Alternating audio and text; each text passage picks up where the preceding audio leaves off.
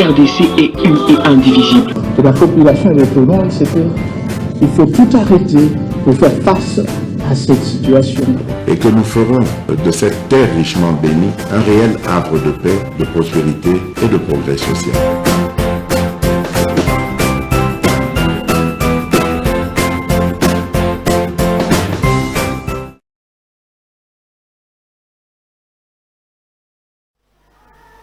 Tout ce pays qui est le masolo ya mboka parce que Congo ezali passion, Congo ezali vocation pour nabiso, biso na MKB officiel to zali ko traiter information chaque jour to dans la ko bongisa pe ko pesa bino yango bozo yango attend na réel, merci na confiance, merci na fidélité, merci pour l'amour, merci pour tout ce que vous allez ko sala pour nabiso bolembate ko osonga biso bolembate ko accompagner biso tozali bato oyo tozali ko sala mosala na mikolo nyonso avec vous vraiment tokobanga eloko moko te bo partager ngo na ba groupe bo partager ngo na ba page bo partager ngo bisika nyonso o bolingi pour biso na bino. C'est un contrat de vérité comme on Médard Kankolongo. Je suis awa na Kinshasa, capitale de la République démocratique du Congo.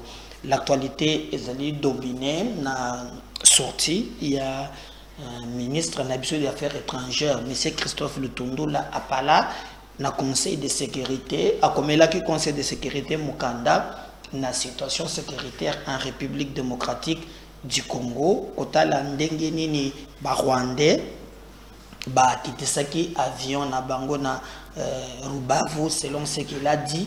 Et que mon toyer bisaki est que hélicoptère yaba rwandais et qui est allé ndeko onaye ya défense Jean-Pierre Bemba Gombo. Il fallait vraiment regretter les politiques congolais. Nous pouvons dire que il y a des politiques qui du reste basali vraiment égoïste. Le leadership se constate n'a diré. Ils allaient vraiment le Camboya Sony Namawa Martin Fayulu si mayako sacrifier baninga ke bakende ko postuler akoki ko bunda atepi na ba montage ya lokuta ba mensonge et aujourd'hui nan ba auditer fichier te regardez comment azali ko s'humilier ko se réduire le Camboya Sony a commis au baever na SCC babengie babetela SCC na catholique maboko Sony. Regardez comment quand on n'est pas un leader il ne faut jamais faire des déclarations et je pense pas qu'il va faire confiance na Fayulu encore. Regardez le type de leadership que nous avons en Angolilo baninga ou sacrifier bango. Vous voyez, alors le vrai modèle c'est le modèle de Christ, hein? Celui qui était Dieu. Il s'est humilié jusqu'à aller à laver le pied de ses disciples. Il est allé laver le pied de ses disciples. Je ne comprends rien aujourd'hui, Bandeko. Fayulu alobaki processus tant que Bakotia audit te affiché, yé à côté kaka baliste te. Il l'a fait pour la députation nationale. Et à cela pour la députation provinciale et municipale. Et au finish, c'est Didier Martin qui va sortir à l'Obao, SCC, Yébissie, Église catholique Yébissie. Et pour un moment, à l'Obi Kakende Kotika candidature. Son Yonim. Ça, c'est pas un leader. C'est pas un leader. Tu sais qu'il avait bien si dit. Et on a vu ça qui bat les sous. Tu sais que le Baké qui est non, la élection en 2006, alors qu'il était populaire à Kendagate. Il disait déjà à l'époque, ça le recensement. Recensement, ils ont bien fait tout ça. Après Mikolo, rien n'est fait. Non mais Sony, hein? Sony. OSC Sendié. Et pengo mwane Mukatu 12, le bilu 90, Chubula, Olali. Lexus légal, beta musique na yo, oh na banda kukanganini photo. Tala goto ko misugolelo. Na mone penga so kangeka boy. Ba fandene Lexus légal, ba so bulele yo. ça faut tchaka boya longoli. Martin Fayulu, comment on a Moussou Didi Martin? Il a décidé à l'objet qu'il ne a candidature. Ba condition où il a posé qui est le changer zaté. Regardez l'égoïsme, il y a un politique. Il a sacrifié les enfants des autres. Leur carrière, ils ont mis à mal. Maman Chantal, Djambo Djambo mama yangu. Mungu akusaidie. Prince Penge. Musoni niko maengeli. Niko ngoponya akoyele makambo. Ake pas Franck Diongo ake élection te. Akende pas Fayoul ake élection te. Et ils vont communiquer pour Fayoul. Un leader, yango njumi qui était fabriqué à Genève, il s'auto-exclut. Regardez le leadership. La contradiction, un tel monsieur peut diriger le Congo demain. Et qui va lui faire confiance? Hein? Tshisekedi le père, lui c'est temps être disciple. 2006, avec ton élection, ce qui est recensement et salama quitté. Pina Souka d'ailleurs, il y a un peu de occasion à Bamoudou, on peut aller moins Oscar Gachal. Agenda. Hein? Oh, c'était beaucoup plus bon à le côté, ça l'a un milliardaire, non Oscar Gachala, en Qatar, à jardinier aux États-Unis. Un milliardaire, oh Nini. C'est comme ça que Oscar Gachala Babimi. Et d'ailleurs, même Bemba 2006, il en a profité. Parce que c'est l'absence de l'IDPS, ou EPS, MLC, Mpifou. Azamouana Congo, Azamouana Congo. À l'époque, Tshisekedi n'a jamais. Alors, quand on arrive maintenant en 2011, il y a eu une élection. Abimi à l'obio, tous les députés, beaucoup de parlement. Alors qu'il y a des députés opposition et belé, ils pouvaient être primature et autres, faire des dits. Il n'a jamais abdiqué. Alors, il dit non. C'est comme ça que Titi à la fin, Martin, a changé avec Didi Martin. À l'époque, à laquelle il a dynamique Tshisekedi du président. À l'époque, à laquelle il a dynamique Tshisekedi du président. Alors, comment on le banabiso que Ndenge Zawana, Boina, Boye, tout ça, c'est anormal. C'est anormal. Et nous pensons que Zali biloko moko à l'époque eza makambo ya ko bangi sagaba tuté ko lukaka soki ndenge nini, mais il faut trouver des conditions acceptables na bato nyonso pour que ba conditions eleka ndenge elongo bani biso tokoki kozala te bato ba manipula kabiso ba kosa kabiso, alors que le leadership ya boyezo pe ça passe na mawa. Donc Didi Martin alobi que ndenge zawana ye à kokende kotika candidature naïe comme président de la République. Alors, les députés provinciaux et talibangote, les nationaux et talibangote, vie est important, il y a yemoko, pas pour les autres. Regardez le modèle, il y a leader, oh batubazali kolanda et mona danger, oh ils courir derrière le leadership, il y a boye. Moi à sa place, je m'efface et je m'assume. Que comme ma battre le loboy, basale auditité. Qu'est-ce que l'église catholique? Est-ce que va déposer là n'est pas l'église catholique? Na SSC. Comment cela? Na moni bana moko boy ndenga banda ki ngelanga image na ngona. O bana banda ko tambala na zam. Ako kenda ko tika candidate bana oyo. Au peuple congolais. Aïe. Soni. Ah, bana wana bangoy. Akokende, au ban de bazaba peuple. Tchaba tubayo kan bomona montage ndenge zali. Je reviens juste après. Banda masila kanchete, tenda Gombe. Kotika Martin Fayulu a déposé candidature na ye. Le 7 octobre, Martin Fayulu va dire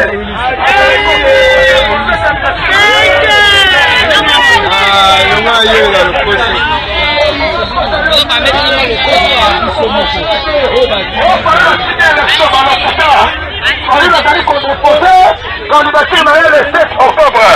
Kotika la nanga côté. Tokolaka pembe. Samedi le 7 octobre. Kotika le commandant du peuple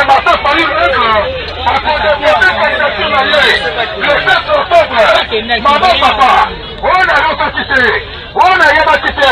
Le 7 octobre, ils sont pas au Bane à la Mouka, Bane à Martin Fayulu, parce qu'on Congolais Nyoso, donc on peut Kosika, Martin Fayulu Madidi, a déposé candidature le 7 octobre, Fayulu, a dit qu'on déposé candidature Kosika n'a pas côté.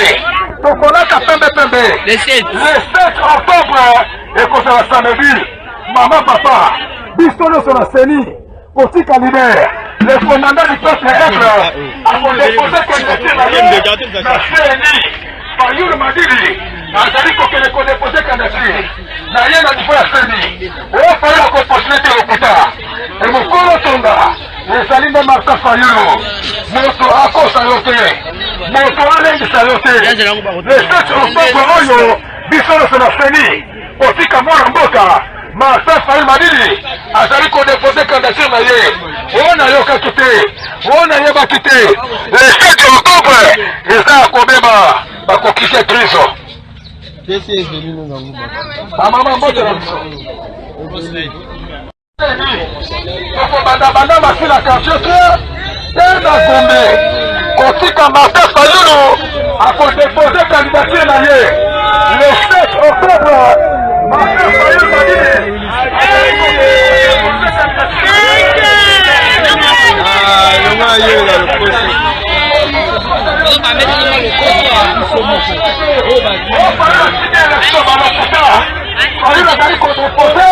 candidature le 7 octobre. Kotika la nanda côté. Tokoraka pembe. Samedi le 7 octobre. Tokokende Kotika.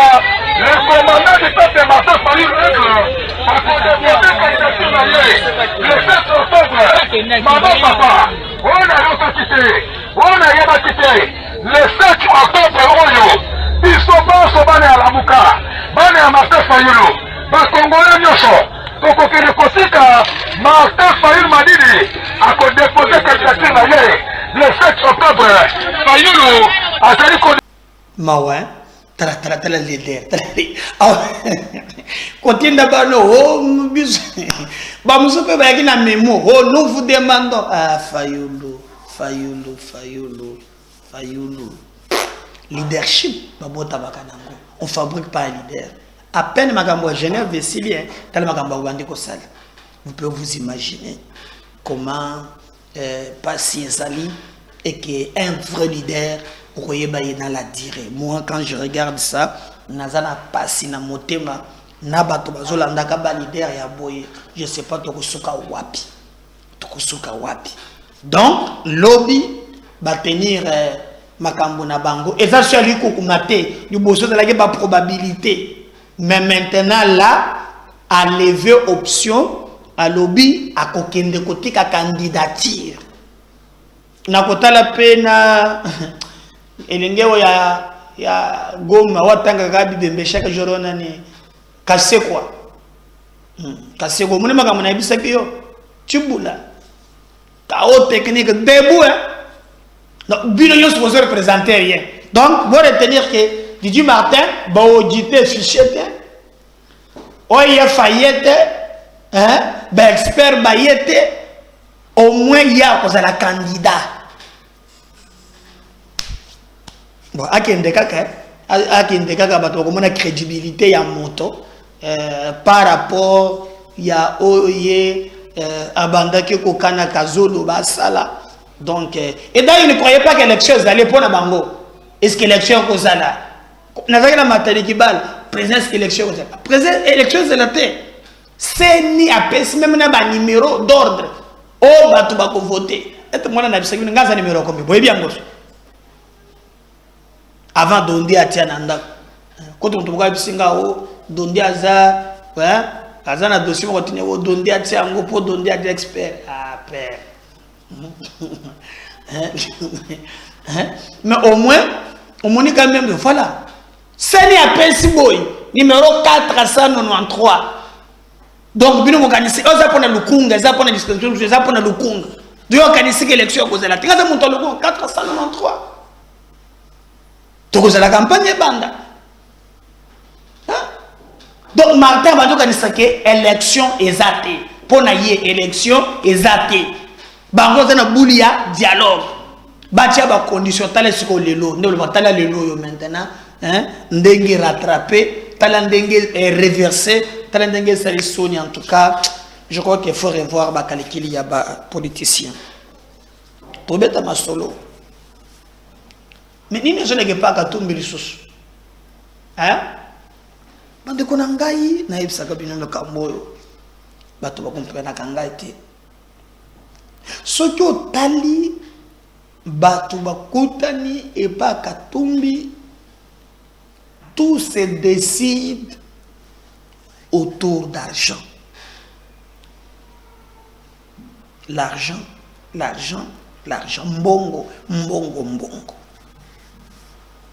Et je ne sais pas cet esprit d'aliénation bato bazanango. Et ça dit à quoi? Même baye bazana misala. Andor ya saf. Bokolanda maintenant Jackie Ndala. Lelo na émission oyo. Boyo kanisus. Nini zodeka. C'est pas quelque chose au bato baz réunir. Parce que quand on crée un parti politique, comme nous en a Congo en avant, nous avons des objectifs en créant ces partis. Et ces idées que Batouba a adhéré autour de l'idéal. Ce n'est pas le cas, ce que nous voyons aujourd'hui. Où est commis à Batouba pour un positionnement? Il faut nazala bien à Katumbi. Il faut nazala, il faut nazala. Makanisini ne sangisi ezatu. Bolanda qui même dernièrement, tango chéribé au kende akufi. Mutoaza nano nase. Na momake batu bazo regretter liwa ya mutu. Ndengene ne makambo ezali. Et vous avez vu que bango batelemi pona ko s'opposer Kalombo qui dira que non Katumbi arotia mbongo ebele pona liwa ya chéribe. Même Ebembe Nassé, le débat c'est l'argent. Mais qui vous a brouti comme ça et qui vous a dit que la vie c'est l'argent?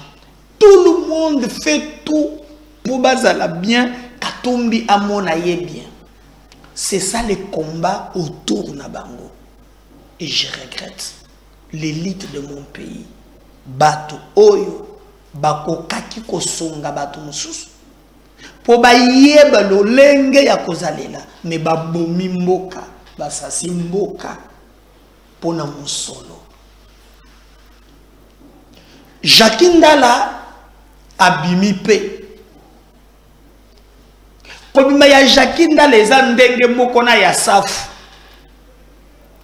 montre que ce parti politique Yakatumbi, c'est une histoire Yacob.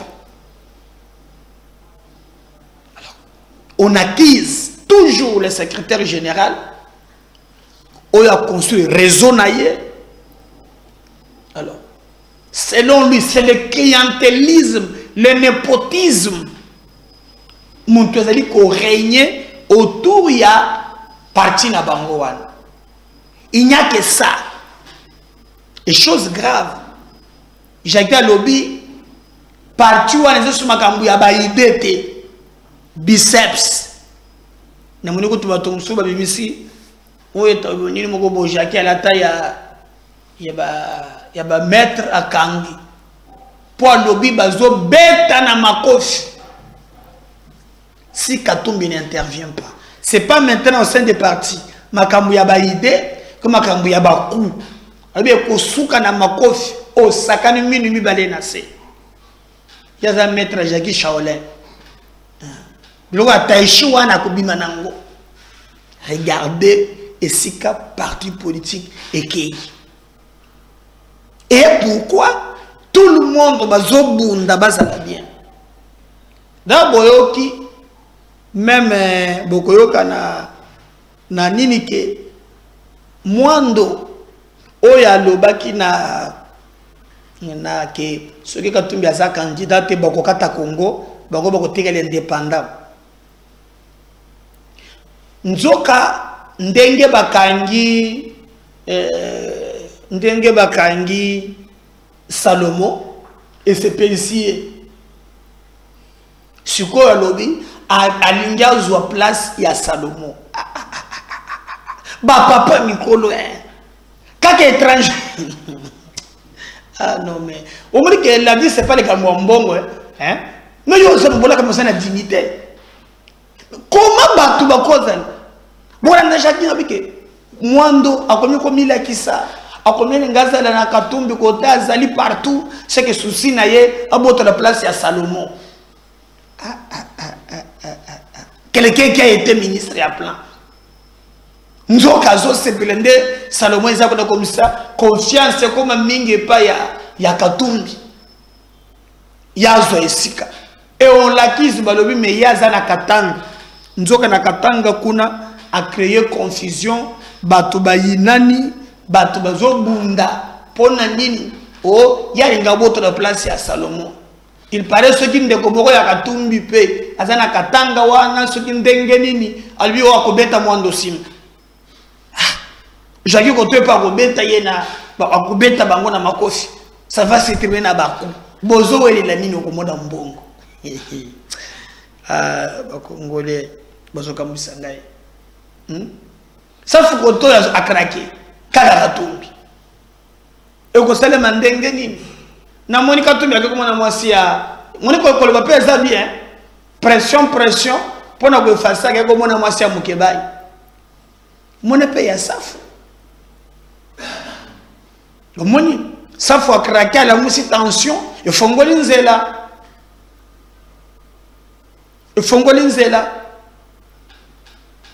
alors et sali ke akei amoni mwasi ya mukebai merci ya safu nda amonite pona ni safu akrake safu alobi même du temps de Tshisekedi la ribanda ki ko circuler tant bazalaka na opposition aleli fachi na ye mingi alingaka ye mingi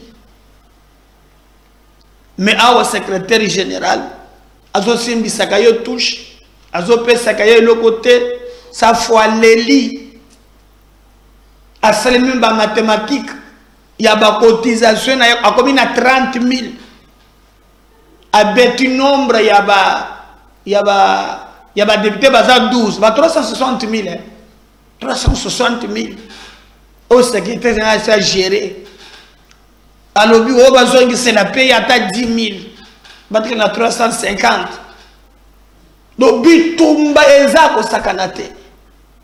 De l'autre côté, c'est Jackie qui va encore accuser le secrétaire général pour que même pour le candidat, yokani babeta ba cop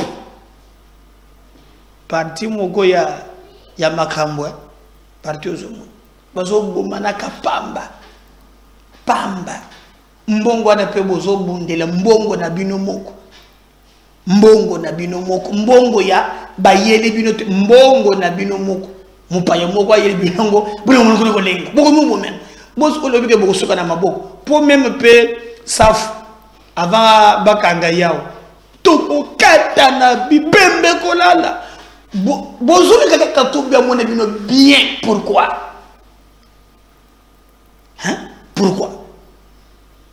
katumbi avait intérêt ya kolengela munongo pour akosaka batu kie ye munongo za kote ya mama na ye yango mukolo munongo alobi ke atiki na ye abengi ye asekisi yo kandi loko esekisaki ye maladi esili mais bino les autres nde safu azokraki mun oyo nda bondelaki ye alongolaki ye maladi mbala moko asibisi ye verso ezomela monene za mai.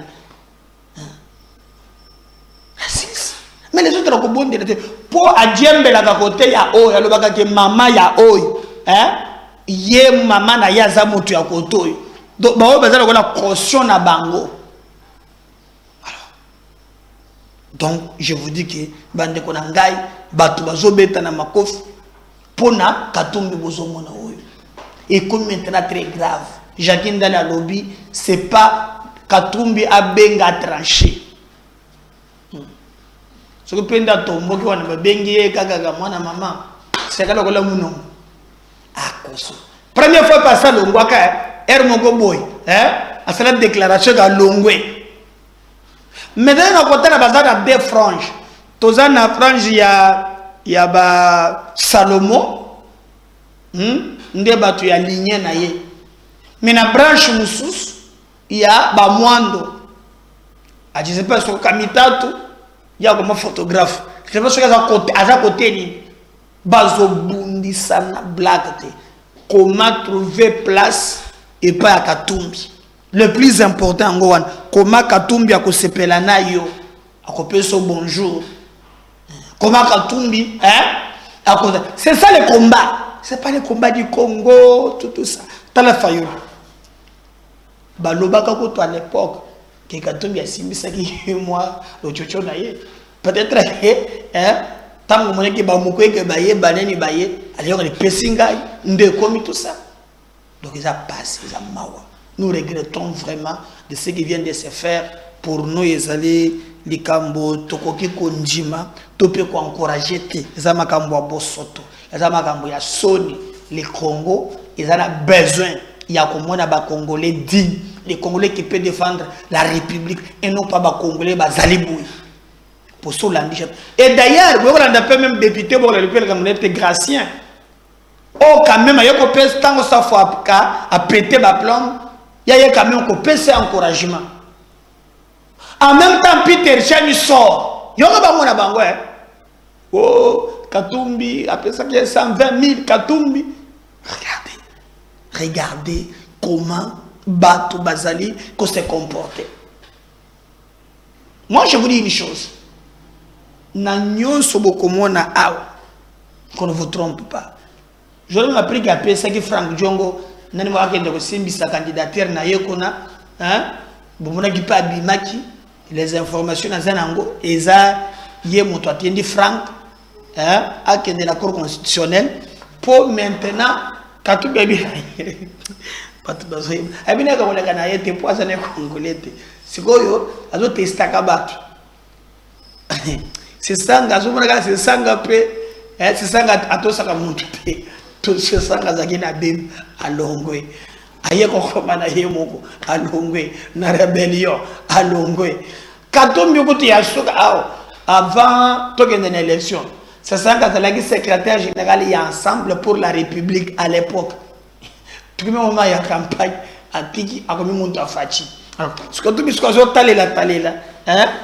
Nani quand même à cause de la lenge ya bien de bazui ameki Franck Djongo ayibina yeke ndenga butika wane ko lekate po ba mboka balingite comment maintenant ameka kina Didi Martin si Didi Martin pe aya balokite disus ki wana ke kotika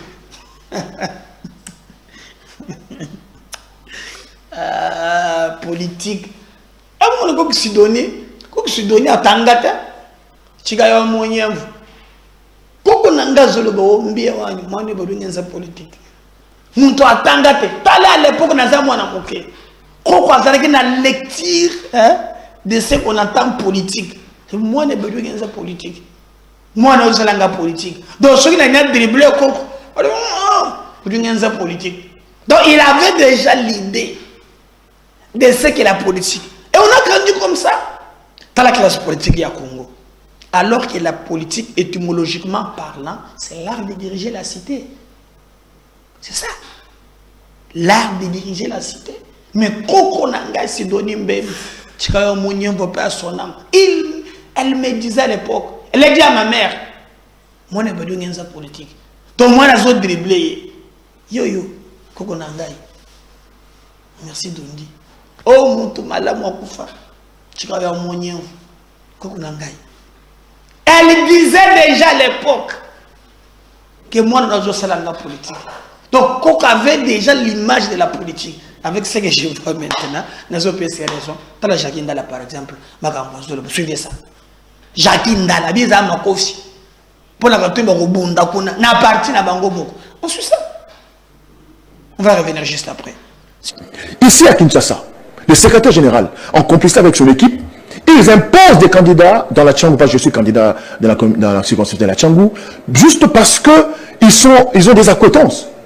Des gens qui n'ont jamais mobilisé. Même pas une petite manifestation de 50 personnes. On les retrouve sur les listes d'ensemble. Ça ne va pas. Et tous ces gens qui ont fait des sacrifices, des gens qui ont dépensé, des gens qui ont mobilisé leur démarche. Alors ces choses-là, je suis venu pour les dénoncer et dire clairement que je suis vraiment dans tous mes états. Si le président Moïse n'organise pas des concertations ou un cadre de concertation avant la campagne électorale, d'ensemble, on va s'échanger des coups et moi je suis prêt à me battre physiquement, moralement et spirituellement. Pourquoi prêtez-vous à Christian Mwando les intentions de vouloir remplacer Salomon Eskadela? Non, mais attends, mais il est haut représentant de Katumbi. On le voit à l'Équateur, on le voit au Congo central. Il va faire quoi? On est en pleine année électorale. Mais c'est Katumbi qui l'invite dans sa délégation. Il n'a qu'à rester dans les Katanga où il a créé un conflit avec le frère de Katumbi. Les frères de Katumbi aujourd'hui, ce qui est censé être le coordonnateur provincial du parti dans le Haut-Katanga, a des problèmes. Il n'est plus actif à cause de Christian Mwando. Il faut qu'on le dise. Monsieur, ici, désormais, je passerai dans les médias pour dire des choses. Et quand on se met autour d'une table pour décider de qui sera candidat, qui ne peut pas l'être, on ne sait même pas m'appeler. Je ne reçois aucun appel. Vous comprenez? Donc, on ne consulte pas. C'est grave ça. C'est très grave. Mais qui prend la décision de convoquer les bureaux politiques pour lever des options? Je crois que c'est le président lui-même qui, pour ce qui concerne le bureau politique. Donc c'est le président qui n'a plus confiance en vous. Évidemment, c'est ce que je dis. Depuis que je suis coordonnateur de la jeunesse du parti Ensemble, je n'ai jamais assisté à une réunion du comité directeur du parti. Je vous le dis. Et je reviendrai ici. Si quelqu'un passe pour dire des bêtises, je reviendrai. Je suis quelqu'un de très correct. Je reviendrai ici. Ici à Kinshasa, le secrétaire général, en complicité avec son équipe, ils imposent des candidats dans la Tchangou, parce que je suis candidat dans la circonscription de la Tchangou, juste parce qu'ils ont des acquaintances. Des gens qui n'ont jamais mobilisé. Même pas une petite manifestation de 50 personnes. On les retrouve sur les listes d'ensemble. Ça ne va pas. Et tous ces gens qui ont fait des sacrifices, des gens qui ont dépensé, des gens qui ont mobilisé leur démarche. Alors ces choses-là, je suis venu pour les dénoncer et dire clairement que je suis vraiment dans tous mes états. Si le président Moïse n'organise pas des concertations ou un cadre de concertation avant la campagne électorale, d'ensemble, on va s'échanger des coups et moi je suis prêt à me battre physiquement, moralement et spirituellement. Pourquoi prêtez-vous à Christian Mwando les intentions de vouloir remplacer Salomon Eskadela? Non, mais attends, mais il est haut représentant de Katumbi. On le voit à l'Équateur, on le voit au Congo central. Il va faire quoi? On est en pleine année électorale. Mais c'est Katumbi qui l'invite dans sa délégation. Il n'a qu'à rester dans les Katanga où il a créé un conflit avec le frère de Katumbi. Les frères de Katumbi aujourd'hui, ce qui est censé être le coordonnateur provincial du parti dans le Haut-Katanga, a des problèmes. Il n'est plus actif à cause de Christian Mwando. Il faut qu'on le dise. Monsieur, ici, désormais, je passerai dans les médias pour dire des choses. Et quand on se met autour d'une table pour décider de qui sera candidat, qui ne peut pas l'être, on ne sait même pas m'appeler.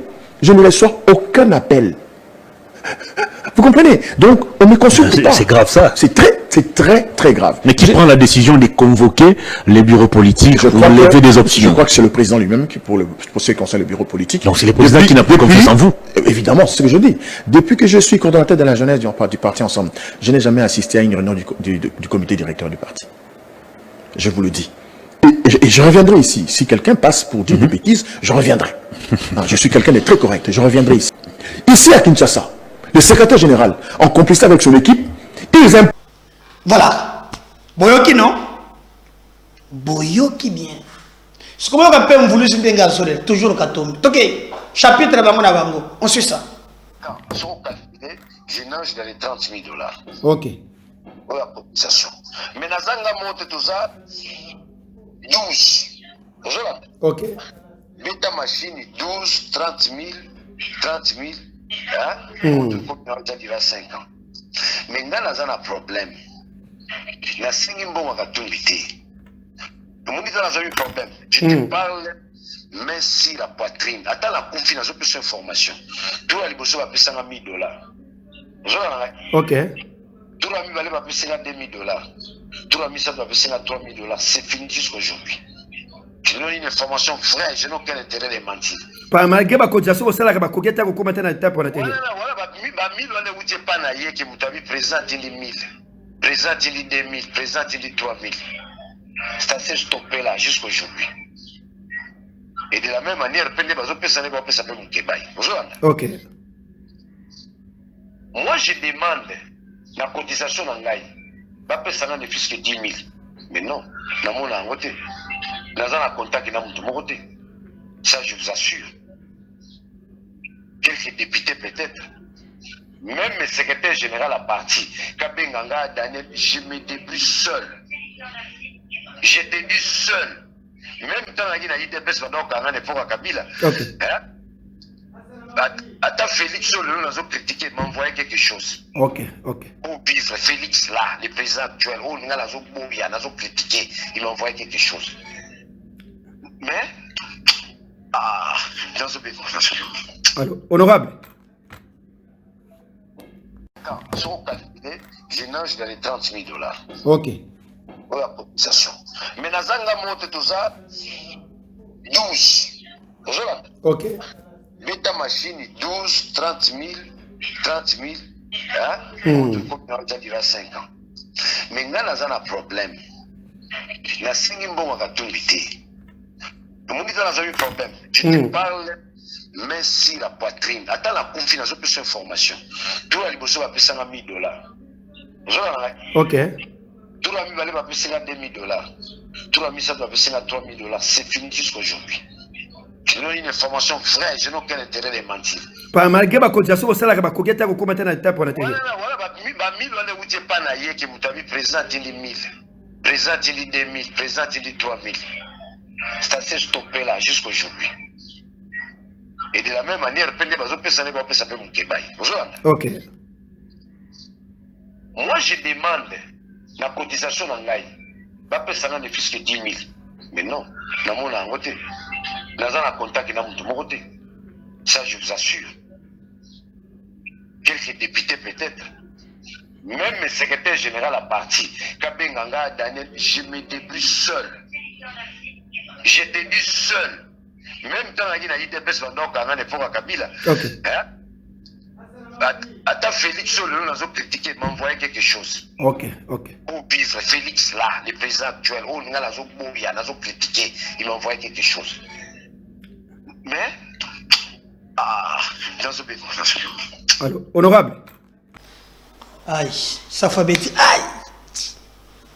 Koto Jacques Makofi. C'est quoi le scope Peter Tian? C'est rien à Bango, hein? Je vais terminer par là pour comprendre la présidence de la République passe dans mort. On va nous séparer avec cet élément. Merci. N'oubliez pas de vous abonner. C'est de la vérité. Ça dépend de Moïse Katumbi. Batumio se base autour de l'Assemblée est en train de se vider et Dominique Mounongo aurait quitté le parti. Non, heureusement que tu dis aurait quitté, donc tu es un bon journaliste. Elle se porte très bien. La princesse avec qui j'ai parlé, ça fait 2 jours. Tu vas la voir à la rentrée parlementaire, je crois que déjà même qu'elle doit arriver. Elle se porte très bien. Dominique Mounongo Inamizi, l'une des femmes battantes et brillantes ici dans ce pays. Il va très bien. Le prof. Oui. Oh. Mais Daniel Safou, on a suivi. Oui, il a fait Daniel Safou, il s'est plaint. Katumbi l'a abandonné. De quoi? Katumbi l'a abandonné. Il a abandonné quoi? Il ne lui donne plus rien là où il est. Donc, ça fait pratiquement 3 mois qu'il ne touche plus. Vous voyez Daniel Safou, député de son État. Mais vous n'avez pas suivi l'audio. Peut-être il faut me faire montrer cet audio. L'authenticité de cet audio. Vous voyez Daniel Safou, député de son État. Est-ce que vous avez suivi cet audio? Vous avez posé la question. Oui. Avec $21 000. Je vais demander encore l'argent à Katumbi. Pourquoi? L'argent à Katumbi. Tout ce que je sais de Daniel Safou, c'est qu'il était sérieusement malade. Il a demandé l'argent à l'Assemblée nationale, on ne lui a pas donné. Et le président Moïse Katumbi l'a aidé avec $160 000. $160 000? Oui, j'ai fait l'émission avec lui dans l'avion. Dans l'avion? J'ai fait l'émission avec Daniel Safou dans l'avion. On l'a opéré en Afrique du Sud. Et le président Moïse Katumbi a payé $160 000. 160 000. Je suis en train de parler à la télévision. Et c'est un homme qui m'a toujours dit... Et maintenant, cet audio... C'est un homme qui m'a toujours dit, Peter...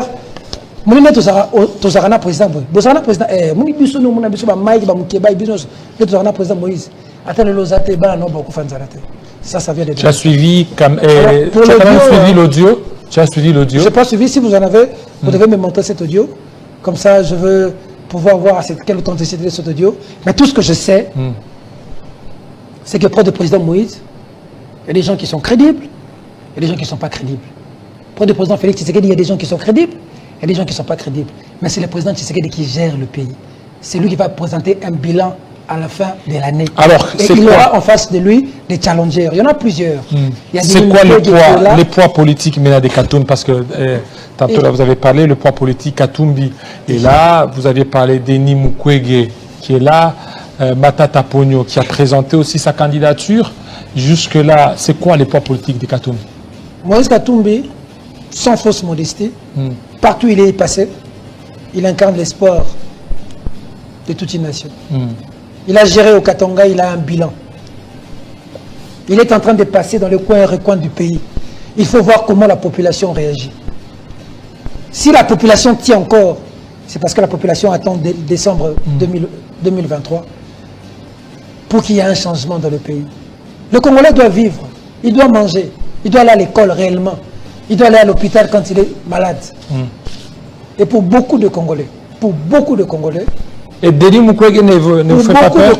Mukwege ne fait pas peur? Pour beaucoup de Congolais, ce que Moïse a fait à Mazembe, ce que Moïse a fait dans sa province, qui est le Katanga, tout ce qu'il touche change. Les gens pensent que s'il touche le Congo, ça peut changer. Voilà.